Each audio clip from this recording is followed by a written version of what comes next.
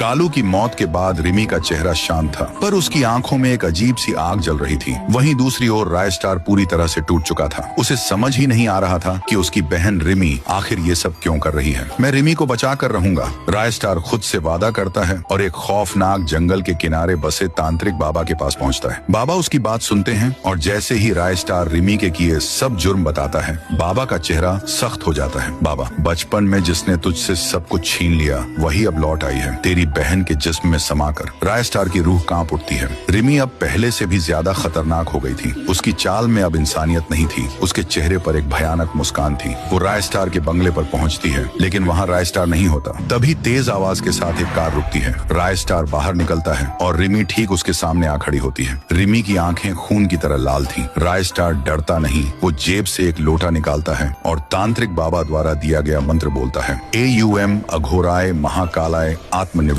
स्वाहा। रिमी एक तेज चीख मारती है और जमीन पर गिरकर बेहोश हो जाती है। अगले ही पल एक धुएं जैसा साया रिमी के शरीर से निकलता है और सामने आकार लेता है एक औरत की आत्मा। उसका चेहरा धुंधला है पर आंखों में गहरी नफरत है। रायस्टार कांपते हुए पूछता है, कौन हो तुम? क्यों मेरी बहन के पीछे पड़ी हो? आत्मा गायब हो जाती है। रिमी की आंख खुलती है। वो कुछ भी नहीं पहचान रही थी, यहाँ तक कि रायस्टार को भी नहीं। रायस्टार रोते हुए उसे सारी बात बताता है, उसके बचपन की, उसके माँ बाप की मौत की, कालू के अत्याचार की और अंत में आत्मा के बारे में। धीरे धीरे रिमी को सब याद आने लगता है। वो रायस्टार के गले लगकर फूट फूट कर रोती है, पर ये खुशी ज्यादा देर नहीं रहती। रायस्टार तांत्रिक से आखिरी उपाय पूछने जाता है। वो कार में अकेले निकल पड़ता है, लेकिन जैसे ही वो सुनसान रास्ते पर पहुंचता है, आत्मा उसके सामने आ खड़ी होती है। ब्रेक, चीख, धड़ाम, कार पलट जाती है। रायस्टार खून में लथपथ होकर जमीन पर गिर जाता है। अब दिखाया जाता है रायस्टार और रिमी दोनों एक पुराने जले हुए घर में बंधे हुए हैं। उनके सामने वही आत्मा खड़ी है। इस बार उसका चेहरा साफ दिखता है। वो आत्मा थी रूहाना, रायस्टार की माँ की सौतेली बहन। रूहाना, तुम्हारे बाप ने मेरी बहन को छोड़ा था और मैं तिल तिल जलती रही,